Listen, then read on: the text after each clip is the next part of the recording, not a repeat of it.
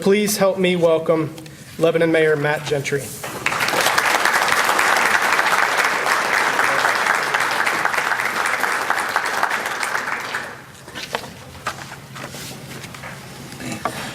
Good afternoon, everyone. Thank you, Mike, for that introduction, and also want to thank Judge McClure for organizing this event.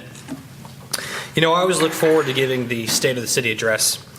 With so many different projects moving forward and in various stages of development and completion, it's an opportunity for me to really pause and reflect on the status of our community. It's a moment to take stock of our achievements, evaluate our outstanding challenges, and cast a vision for the future. Now, this year, probably more than others, I've been thinking quite a bit about the future. As Mike said, on January 29th at 7:22 p.m., I began a new and most likely most challenging and rewarding adventure of my life. My wife, Abby, gave birth to our first son, Mason. 10 pounds, 4 ounces, 22 and a half inches. Mom and baby are doing great.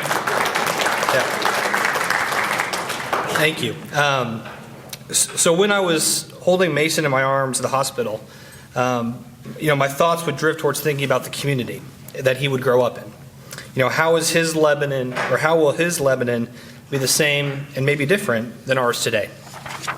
And how, as community leaders, can we continue trying to make our community stronger every single day? So while I know it's not the most thrilling part of my speech, I do believe it's important that everyone understands the current financial status of the city. All great cities must be built on a strong financial base. Last year I said that the city was on our strongest footing ever. This year we are even stronger. Our cash reserves continue to grow. With strong cooperation with City Council, we continue to craft balanced budgets and make investments in our community while still living within our means. I'm also pleased to announce that your city property tax rate will be decreasing in 2020. This is the lowest property tax rate since 2012. So we accomplished this with vigilant oversight and smart financial management. So thank you to the council and everyone here today. Mike, thank you very much.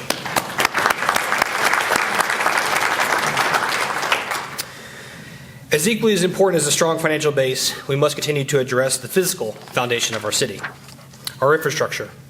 The roads, bridges, sidewalks, wastewater lines, and especially the water lines that every citizen and visitor to Lebanon expect to work. Despite its integral role in our daily existence, it's far too easy to overlook. People turn on the faucet and water comes out. They run the washing machine and give little thought to the millions of dollars of underground pipes that are necessary to make that simple action possible. Unfortunately, we've seen too many examples around America of communities that have ignored their water and wastewater systems. As a mayor, I can promise you that this is not something that is being overlooked. Lebanon Utilities continues to work hand in hand with the city to improve and replace our oldest and most challenging sections of our system. Whenever a large project is undertaken, we are sure to replace all of the pipes under the ground, as well as the visible road and sidewalks. In Mason's future, I hope that he will never have to worry about the safety of his water. Speaking of roads and sidewalks, 2020 will be a banner year for road resurfacing here in Lebanon. With the help of more than $800,000 from the state of Indiana as part of our Community Crossings Matching Grant program, we will be investing nearly $2 million into our road network. We will continue to following the policy of replacing the worst roads first. This also includes installing ADA-compliant sidewalks, and we'll make it easier for those with mobility challenges easier to get around their neighborhood. The 2019 sidewalk replacement program has been the most popular it's ever been. The program went so well that City Council funded a 50% increase mid-year. These funds are completely used by homeowners to essentially jump the line and invest a portion of their own funds to replace their sidewalk versus having to waiting for the city to do it. In 2020, the program will continue at this higher level of funding for homeowners. Homeowners see the value of a good sidewalk, and they're willing to invest right alongside the city to make their block and neighborhood better. In 2020, the city has reached the highest level of investment in sidewalk funding ever. For the first time, we have $250,000 budgeted designated for sidewalk installation and replacement. These funds will help fill the gaps in our network and connect our neighborhoods. I read a fascinating statistic the other day. In 1969, 50% of school children walked to school. Today, that number is less than 15%. When I posed the same question locally, only 8% responded that their children or grandchildren walk to school. I don't believe this number is a good reflection of our society, nor do I believe it's set in stone. I believe we can improve this number by making our streets safer and improving our sidewalks and trails. So over the next year, you will continue to see adjustments to our road network that make the design safer for pedestrians. As part of our goal for improving our overall pedestrian and bicycle network, last year the city submitted an application to the Next Level Trails grant program.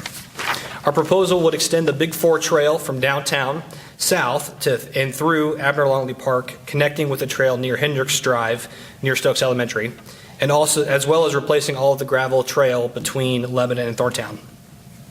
When complete, the Big Four will serve as the backbone of our city's trail network. We've already begun discussing spurs and other connecting loops that will unite our entire community. We hope to hear back from the status of the proposal from the state soon. They said they would announce the winners in early 2020, so we believe the announcement's imminent since they're running out of early, I think.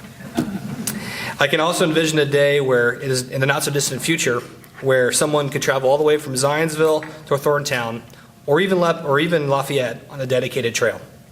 We've always been looking for ways to improve connections between our neighborhoods, parks, and downtown.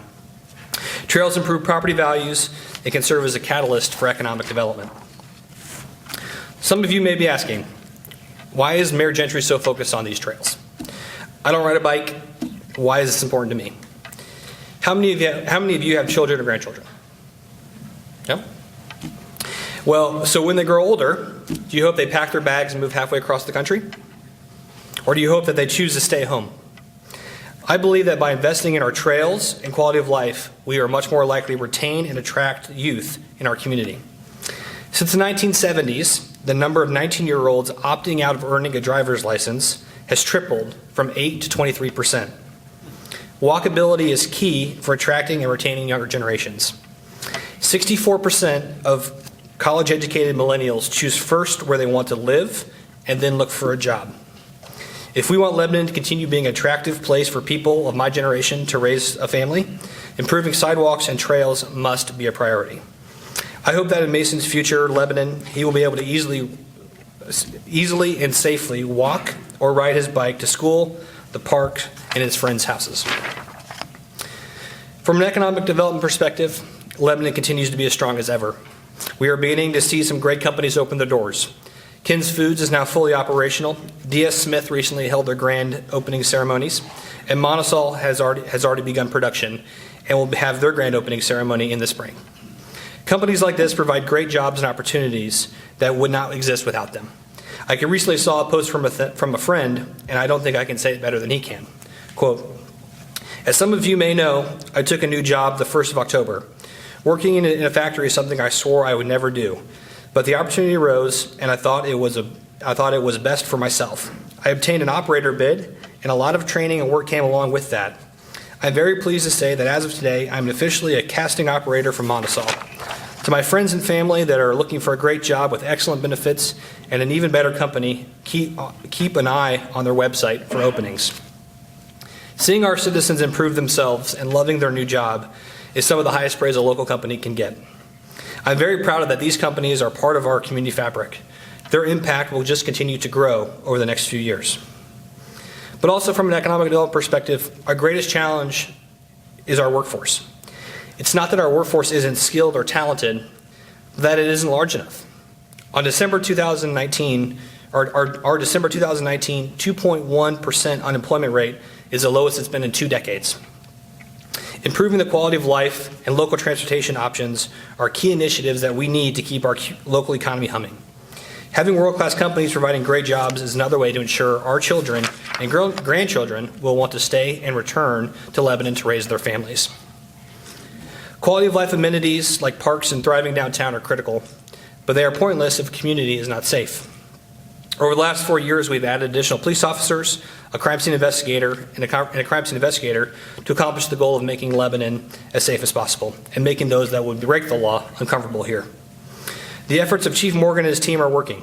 We are seeing lower crime rates in key categories. Our men and women are working hard every day to disrupt the black market of illegal drugs. Unfortunately, this is an unending task. but we are making progress, and we are working to keep our community safe. I am also extremely proud that the partnership between the City of Lebanon School Corporation continues, ensuring that there is a school resource officer in every Lebanon school, keeping our most vulnerable citizens safe. The partnership between the city and LCSC has my full support, and I believe it should continue for many years to come. For 2020, I'm also announcing a new crime-fighting initiative. We all know that evil thrives in dark places. In a partnership with 11 utilities, I'm proposing that we light the night by more than doubling the number of street lights here in Lebanon. This increased street lighting will make it easier for our finest to prevent and fight crime. We continue to add additional firefighters to our fire department. These additions increase the minimum staffing on our fire apparatus, which improves the response and capabilities of our departments. I believe that Chief Batts and his team are some of the best fire administrators in the state. They're always working to improve Lebanon's fire service daily. They put the safety of Lebanon citizens first. They don't care about getting the credit or publicity and lead by example. That is exactly what you want from public safety professionals. As you look around our city, you can see firsthand our planning department is extremely busy these days. It seems everywhere you look, shovels are on the ground, new businesses, restaurants, and importantly, new residents are coming to Lebanon. In 2019, we issued 78 new home permits. This is a 229% increase from where we were 3 years ago. That growth that has been expected to come to Lebanon for a generation is beginning to happen. This growth will bring more restaurants, amenities, and opportunities. But my goal is to ensure that we grow, but at a responsible and sustainable rate. You may have heard the term NIMBY. It stands for Not in My Backyard. As our community changes, I challenge everyone to reject the knee-jerk NIMBYism. Come out from behind the computer screen and be part of the process. Engage with your neighbors serving on the planning department, or planning commission, and the professionals working in our planning department. Your concerns will not fall on deaf ears. I can't say that you will get what you want, but I can say that we are willing to discuss and be upfront and honest with you. I understand that some residents do not want Lebanon to change. I would contend that Lebanon has always been changing. Maybe it just hasn't been as noticeable. A community cannot be frozen in time. It must reflect the people that live there. Every generation impacts a community and adapts it to fit their time. Change is the only constant. As mayor, I've always focused on putting people first. I want Lebanon to be a welcoming and vibrant community for people of all walks of life. There will always be challenges to face, and problems to solve. But I'm grateful for the confidence that this community has placed in me to continue working on your behalf.